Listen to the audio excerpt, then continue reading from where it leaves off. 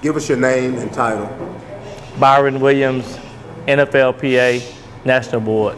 Spell your name for us. Byron, B-Y-R-O-N, Williams, W-I-L-L-I-A-M-S. Byron, what's the one thing an athlete in transition can do to sustain himself or herself for a consistent basis beyond the sport? Personally, engagement, finding the right group of people to network with and to enhance their lives. Thank you. If you had one thing to say to the incoming rookies that are going into the National Football League as a former NFL player, what would you say? Be coachable. Be coachable. Thank you.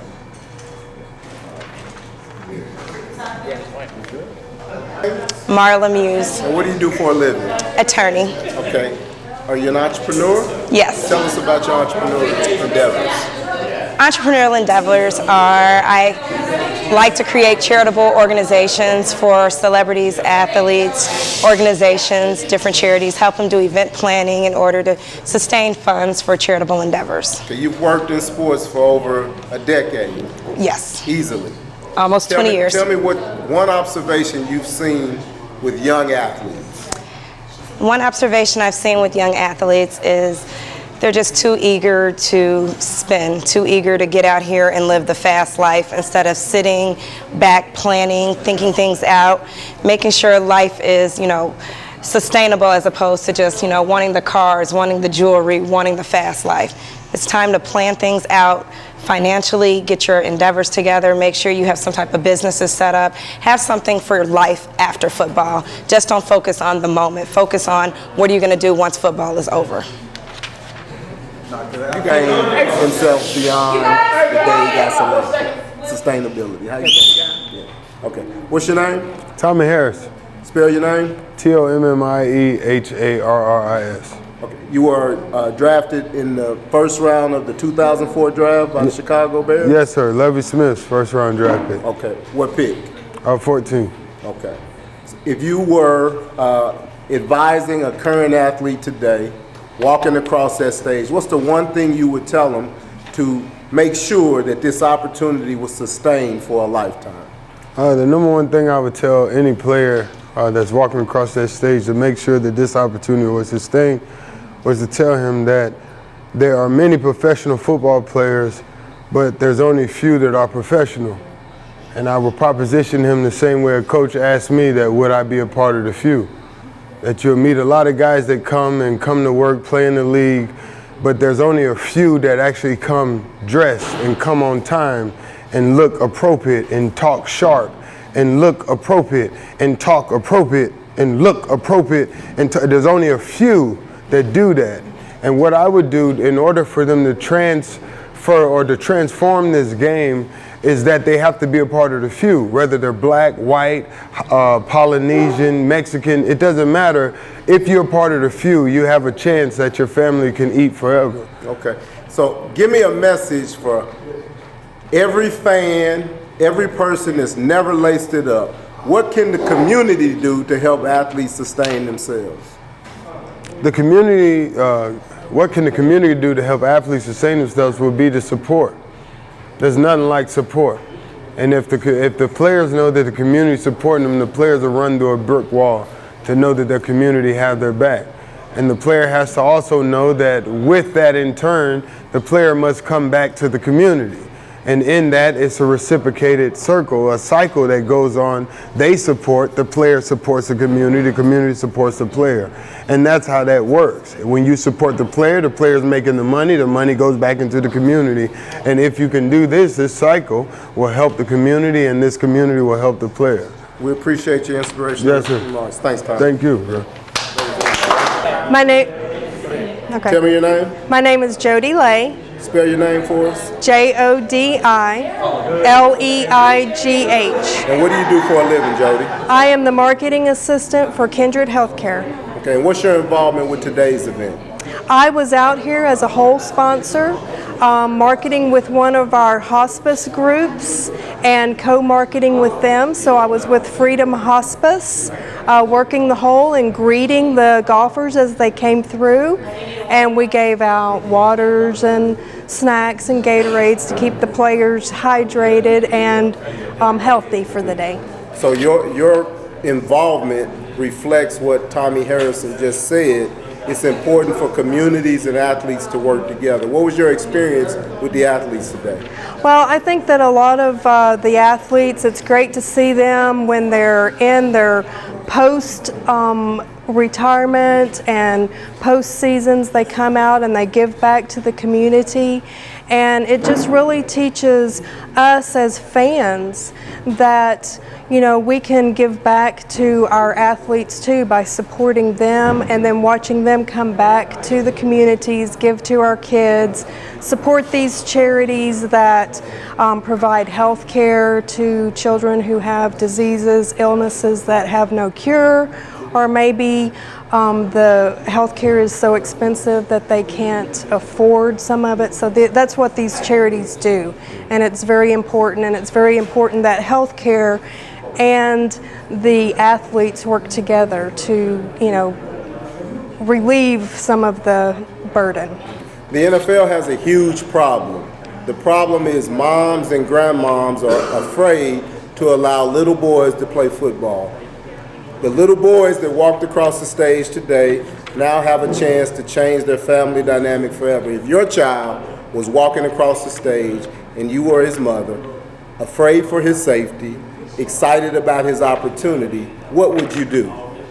Well, I would just support my child just like we all do. I have a son that's also in the military, and while I do fear for what he does for a living, as a mom, I think at a certain point you give up your right to control your child and just support them in whatever they do, whether it be going off into the military, being a police officer, being in a dangerous sport where, yes, they can get injured.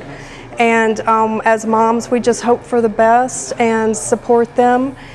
And if something, you know, you can get injured in everyday life too. So we have to remind ourselves of that. But I think it's a pride thing. When you've got a child that's doing what they love and they're succeeding at it, why would you not support them and be proud of them and just, you know, have faith in God that they're going to be safe and, you know, go with that. Thank you. That was great. You did a great job. So give us your name. Cliff Sossaman. Spell your first and last name for me. CLIFFSOSAMON.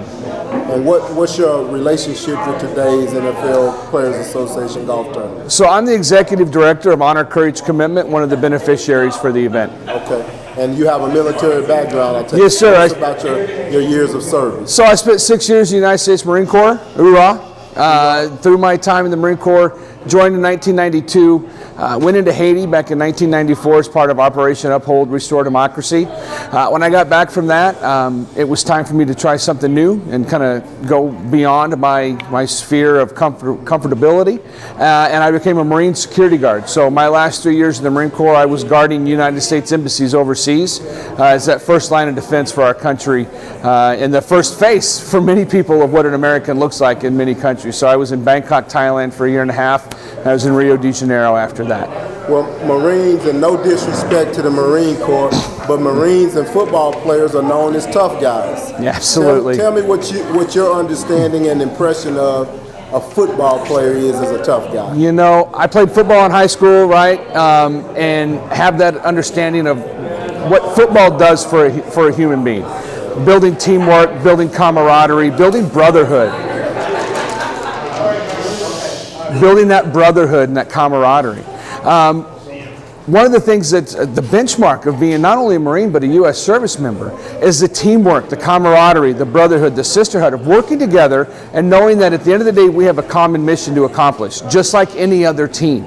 And so what I find and what I do for a living now is that when I meet NFL players, MLB players, NBA players, it's not it's not the sport that they miss when they leave the sport. It's not the game, it's the locker room.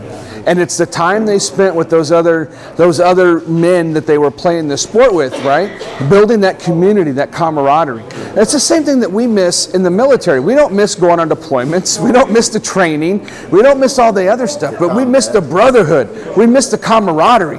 And that's why I find as a veteran, and I run into other NFL players. I mean, I've known Byron for a couple years and other players, and we have an instant affinity to each other. Because we have that same, we miss the camaraderie, we miss the brotherhood, we miss the locker room, right?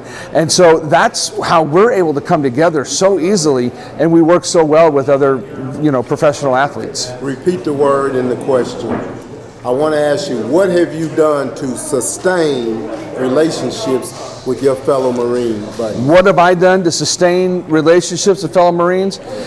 Every day I get up knowing that I've got people that are looking for me for guidance. I've got brothers that I served with that I may not have seen for the last 10, 15 years, but when we come together, it's like we haven't missed a day. We stay connected through social media, we stay connected through phone calls, we stay connected through emails. And we are on a regular basis in touch with each other, knowing that I've got their back still. I've been out of the Marine Corps for 20 years, but I got brothers that have my back and I got their back. And if I got a phone call, I'd be leaving right now to fly wherever I need to go or drive wherever I need to go across this country because one of my brothers need my back. I got an email just the other night from a woman Marine that I served with, and I haven't talked to her in 25 years. And we had a nice conversation, but it was like we never separated. So last question. Tell me where honor, courage, and commitment is going. What's the direction, what's the trajectory for your organization? Where's Honor, Courage, Commitment going? I'm going to tell you where Honor, Courage, Commitment going. Honor, Courage, Commitment is about helping veterans redefine their sense of purpose, helping veterans define their next mission through community service, education, and mentorship. And we're going to do that across the country. We're going to do that through our VET program, our Veteran Entrepreneur Training Program, through our Advanced Career Training Program. And over the next 6 months, we're going to be expanding our office. Over the next 12 months, we're going to be putting a technology play into motion that will allow us to bring veterans in from all over the country simultaneously for training right here in Dallas-Fort Worth. Oh, wow. That's where we're going with Honor, Courage, Commitment, because every day, all of us from the staff to the board to the leadership get up every day knowing that we're going to empower somebody to go out and make a difference. Well, we appreciate that. That's hey, awesome. thank you. I appreciate you. Thanks, man. message. Appreciate it.